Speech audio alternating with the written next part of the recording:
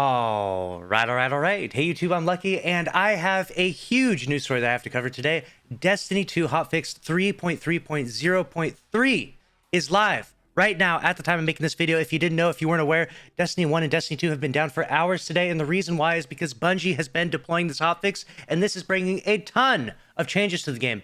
Big changes, Trials of Osiris changes, you name it, a ton of changes are happening. Let's go ahead and jump right in and read through and go over all of the juicy details of this hotfix, all right?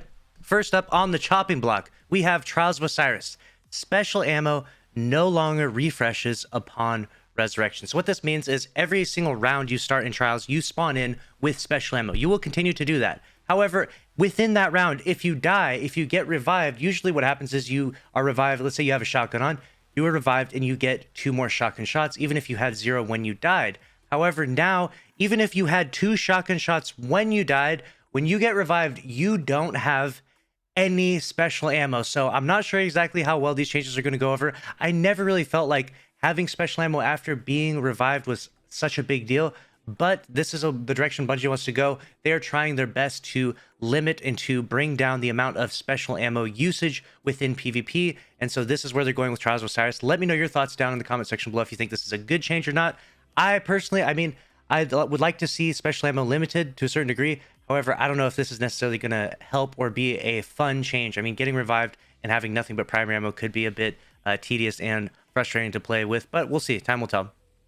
Next up, they have added hold to purchase functionality to gear purchasable from Saint 14 in order to prevent accidental purchases. Yes, thank you. I accidentally bought a freaking messenger pulse rifle. If you saw that video or saw that clip, or if you were there when I was live, and I wasted 100 shards all of a sudden. So that sucked. That was very unfortunate. I need to preserve my shards. All right. Next up, they have weapons received from the Trials of Osiris reputation rank reward track on Saint 14 will now have their masterwork slots active. Good. That's definitely a needed fix there. Next up, we have Crucible. Added tooltip to glory and elimination playlists to indicate that their matchmaking prefers skill. So they're basically letting everyone know that this is skill-based matchmaking playlist, whereas the other playlists prioritize connection-based matchmaking. So connecting to people that are closer to you, so that way you have fewer people rubber banding around, which never really seems to make a difference anyways. There's always that one Titan who's just all over the place, right? Next up, we have seasonal. Fixed issue where some players were unable to complete the Wayfinder's Voyage 1 if Petra didn't appear after interacting with the compass. So a little fix there. Next up, we have fixed an issue where Tracing the Stars 2 quest could not be completed if Atlas SKUs were picked up before picking up the quest. Interesting. So good fix there. And strikes. All right, what do we got with strikes? Fix an issue where the Proving Grounds strike would not appear on Nessus for players if they didn't unlock it before season loss began. Okay, no big deal there. Gameplay and investment weapons. Horror's Lease will now drop at power cap from the Corrupted Nightfall. That's awesome. That's a really good pulse rifle.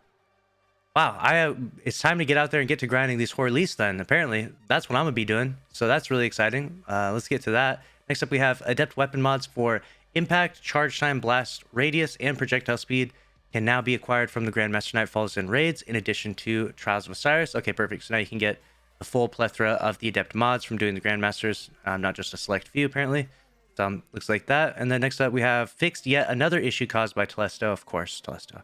Telesto boats no longer spawn orbs of power when hit with a proximity explosive knife. Really? It was a proximity explosive knife? I thought it was the Warlock melee. That was the video I covered. I didn't realize that it was working with the proximity explosive knife. The Hunter knife? Wow. That's a bug that I didn't even know about. So if you knew about that one, you were in on the know before me. Armor. Fixed a crash that could be caused by a certain combination of armor mods. Very nice.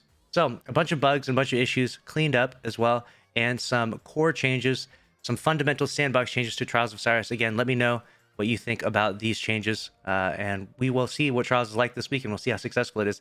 Last weekend we had like 750,000, or first weekend 750,000. Last week we still hit over 700,000. So only time will tell how successful Trials will be this weekend. Make sure to subscribe with notifications on if you want to stay up to date on all the news in Destiny 2. Smash the like button. I'll see you in the next one. Thanks for watching. Later.